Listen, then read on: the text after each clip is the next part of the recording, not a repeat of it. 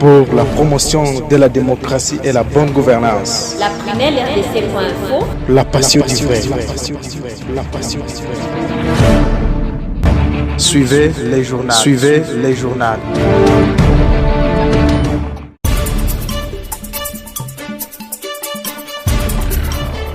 Nous sommes jeudi 28 mai 2020. Bienvenue à suivre le web journal sur la prunelle RDC.info. Les titres. Le site Kivu a enregistré ses 3 premiers décès liés au coronavirus cette semaine. Le gouverneur ADC fait annoncer de nouvelles mesures pour limiter sa propagation. Pendant ce temps, dans la partie sud de la même province, l'on signale l'attaque d'un camp déplacé à Mikenge par des présumés Maïmaï. Nous sommes dans les secteurs d'Itombwe en territoire de Mwenga. Et le 28 mai de chaque année, le monde célèbre la journée mondiale de l'hygiène menstruelle. À Bukavu, l'organisation Uwezo Africa rappelle que la pandémie de la Covid-19 ne devrait pas faire oublier un autre besoin essentiel, trop souvent ignoré. Messieurs et dames, bienvenue pour les détails. 3 personnes sont mortes des suites de coronavirus au Sud Kivu. L'annonce a été faite ce mercredi 27 mai 2020 par le gouverneur de province. Il a à cette occasion annoncé de nouvelles mesures pour barrer la route à la dangereuse pandémie mondiale. Avec vous, Mousseza Chikuru. Le gouverneur a annoncé que ces 3 premiers décès ont tous été enregistrés dans les hôpitaux de la ville de Bukavu le mardi 26 et le mercredi 27 mai 2020. Il a aussi indiqué que les 2 décès font partie des 12 cas confirmés mardi dernier par le comité de riposte.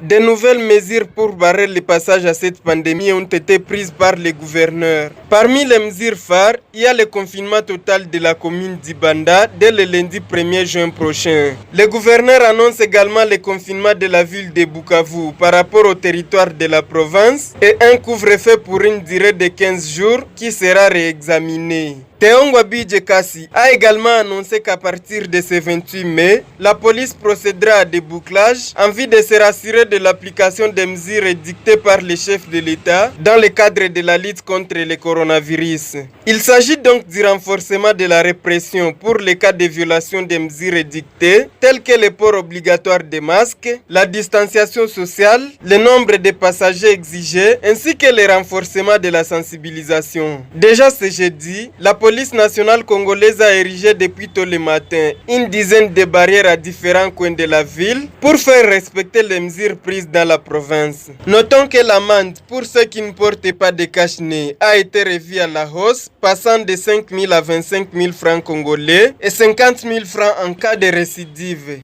Au Nord Kivu, le gouverneur a confirmé les 20 cas annoncés par le comité de riposte à Kinshasa. Il a indiqué que 16 de ces malades sont des contaminations locales et 4 sont des chauffeurs en provenance du Kenya et de l'Ouganda. Il en a profité pour signifier que cela n'est qu'un premier lot d'un échantillon de 400 éléments envoyés à Kinshasa. Il a enfin appelé ses administrés au respect strict des mesures barrières. En Ituri, où nous nous dirigeons à présent, la CRDH Mombasa dit dénoncer la perception des frais illégaux sur plusieurs barrières dans cette partie du territoire.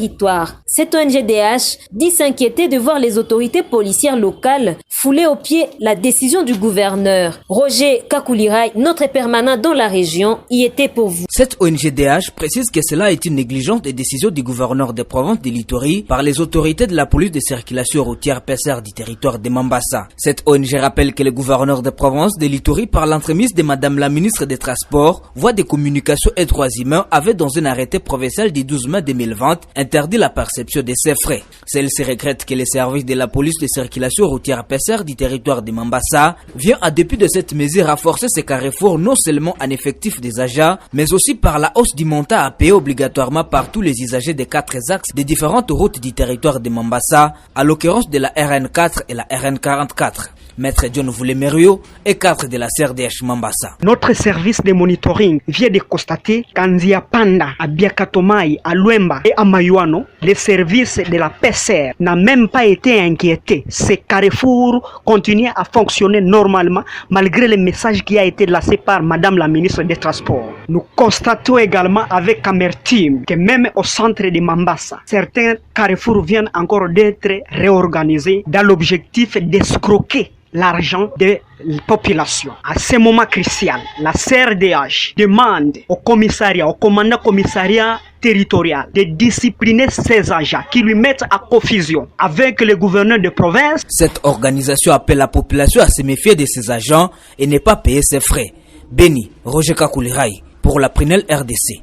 Revenons au Sud Kivu et allons directement dans la partie sud de la province où les présumés Maïmaï ont attaqué les camps déplacés des Mikenge, blessant ainsi plusieurs personnes et emportant plusieurs vaches. Le calme n'est revenu qu'après l'intervention de FARDC. Plus de détails avec Joël Mugisho. Cette information a été confirmée à la Prunelle RDC.info par des sources concordantes. Sur place, on parle de blessés graves et de bétail emportés. Un acteur de la société civile explique qu'il y aurait pour l'instant au moins 7 blessés civils et militaires de la force de la MONUSCO et des forces armées de la République démocratique du Congo blessés. Cet acteur de la société civile indique également qu'un milicier Maïmaï aurait été tué. Celui-ci évoque également un bilan de 150 vaches rasiées. Dans un message envoyé au gouverneur du Sud Kivu, l'ancien député Enoch Sebineza, président honoraire de Chikama et notable du Sud Kivu, interpelle le gouverneur. Dans les rangs des forces armées de la République démocratique du Congo, on reconnaît cette situation. Une source rassure que les miliciens ont été pourchassés par l'armée et les troupes de la MONUSCO. Il faut dire également que cette attaque contre les cas de déplacés de Minembwe arrive après d'intenses combats entre l'armée et la coalition des miliciens Twirwaneho et Gumino. Des affrontements qui ont duré 4 jours. Selon l'armée congolaise, 7 personnes ont été tuées. Parmi eux, 5 miliciens et 2 militaires des forces armées de la République démocratique du Congo. Pendant ce temps, à Bagira, la société civile fait un bilan de 8 personnes tuées depuis le mois de janvier. À travers un rapport semestriel, Wilfred Abamungu, vice-président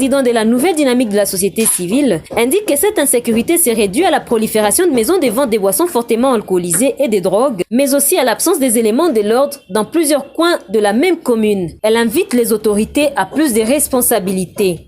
Chaque 28 mai de l'année, le monde célèbre la journée mondiale de l'hygiène menstruelle. À Bukavu, l'organisation Wezo Africa Initiative rappelle le monde à ne pas oublier, faute de coronavirus, ces besoins essentiels trop souvent ignorés. Avec vous, Bertin Boulonza.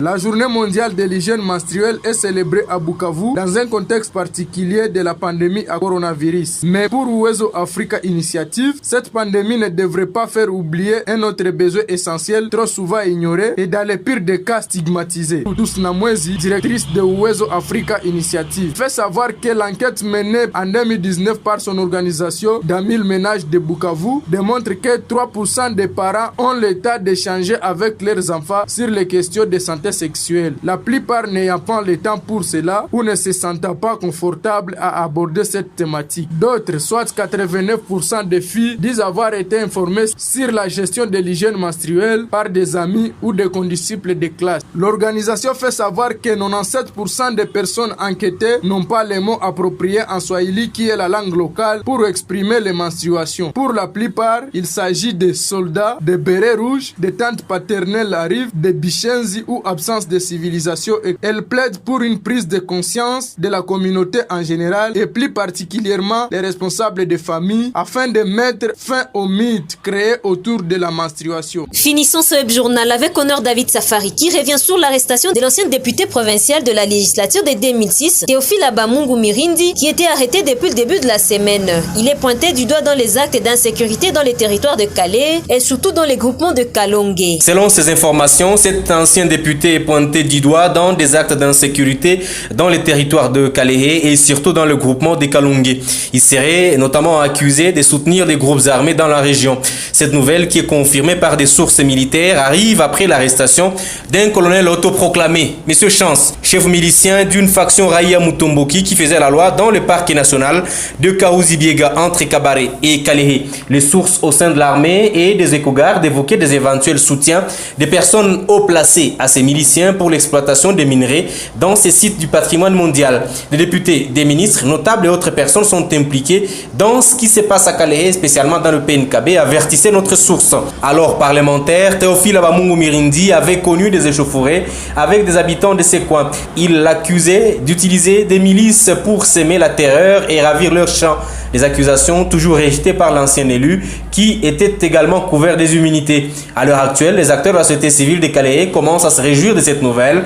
L'ancien élu des Kalehe pourrait être conduit dans la prison dans les heures qui suivent en attendant que la justice fasse son travail. Il y a quelques années, Frédéric Batumi Kerugimbanya, alors député provincial, et 10 de ses co-accusés avaient été condamnés à la servitude pénale à perpétuité. Ce verdict était l'aboutissement d'un long procès contre cet élu provincial accusé d'avoir entretenu une milice dans le nord du territoire des Kabaré. La milice appelée Djeshila Yesu a sémé terreur et désolation en violant des mineurs selon le ministère public. C'est la fin de ces web journal sous la technique d'Ibak Bagenda. Gracieux Zouani vous l'a présenté. Merci de l'avoir suivi. Restez informés. Retrouvez-nous sur Facebook et Twitter. Abonnez-vous également à notre chaîne YouTube, laprunelrdc.fo.